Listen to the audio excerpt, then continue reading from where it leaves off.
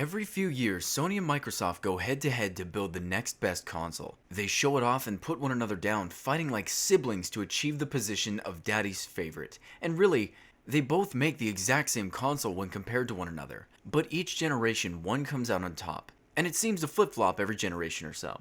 But there's one company that isn't a sibling, isn't even in the same house, not even in the same neighborhood when it comes to this. And that is Nintendo.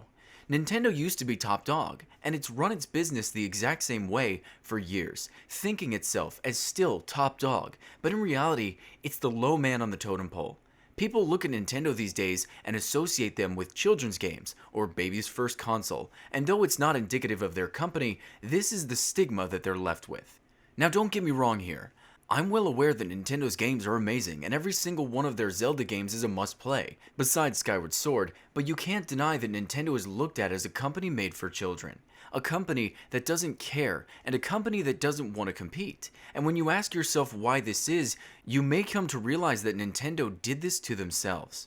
I want to go into some of the things that Nintendo has done recently, as well as their apparent attitude through the years. Nintendo was once the king when it came to gaming, and as I mentioned before, they still run themselves as though they're on top, and this isn't necessarily a bad thing, other than the fact that they aren't. Let me give you an example of this. When Sony and Microsoft announced their new consoles, let's say they're coming out with the new ones next year, Nintendo is still back in its own little corner doing its thing. When asked why they don't get involved, why they don't try to compete with Sony and Microsoft, they always say that they're doing well and try to put more focus on their first-party games. They want to spend their time thinking about Zelda and Mario, and this is a good way of shooting themselves in the foot.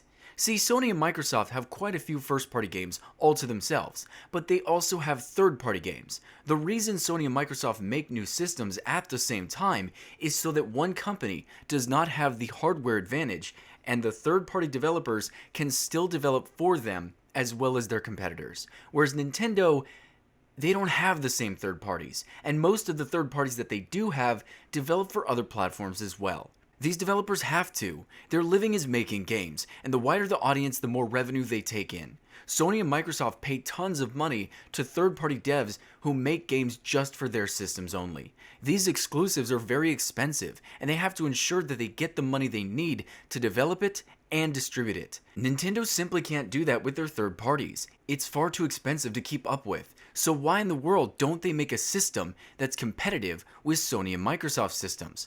Why don't they want the Call of Duties and the Grand Theft Autos? Well, we'll get back to that later. Let's go over another part.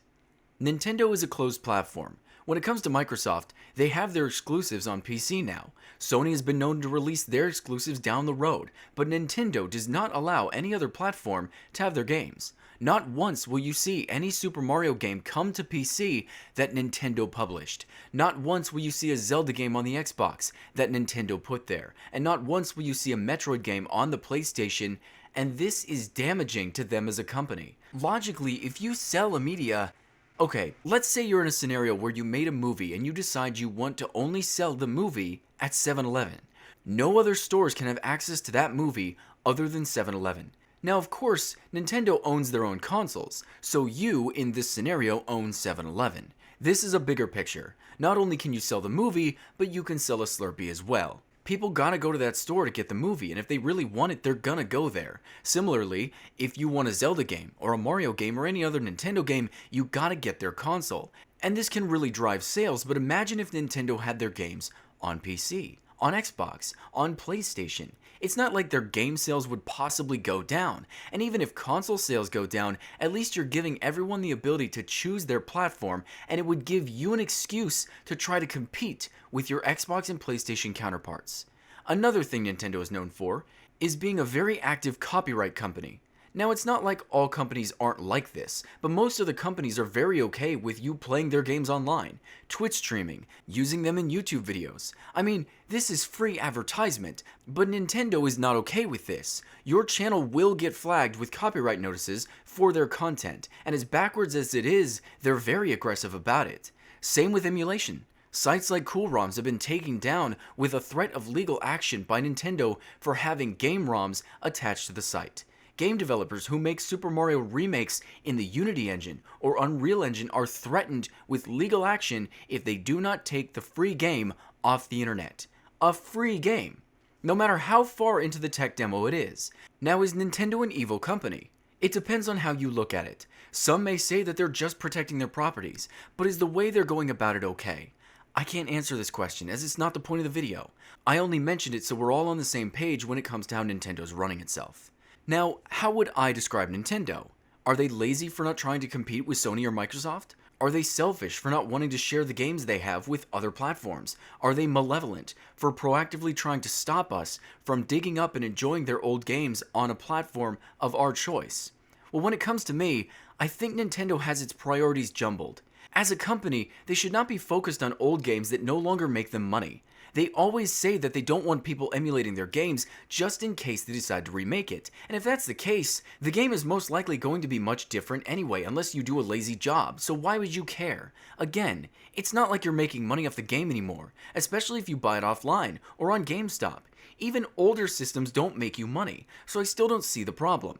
Nintendo should be more focused on making a system that can play all of their games as well as handle third parties. When I had my Xbox, the thing I was concerned about was more games. I wanted to be able to play everything, and I was sad that I had to go out and buy a Wii to play Nintendo games.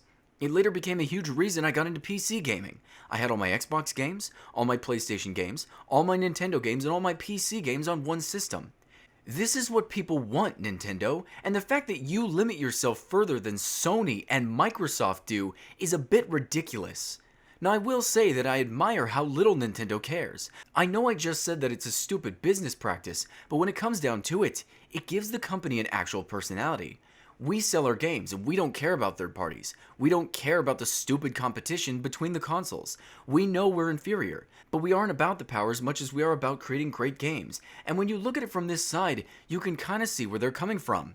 Are they really as lazy as I insinuated earlier, or are they simply aloof? Cool, yet distant.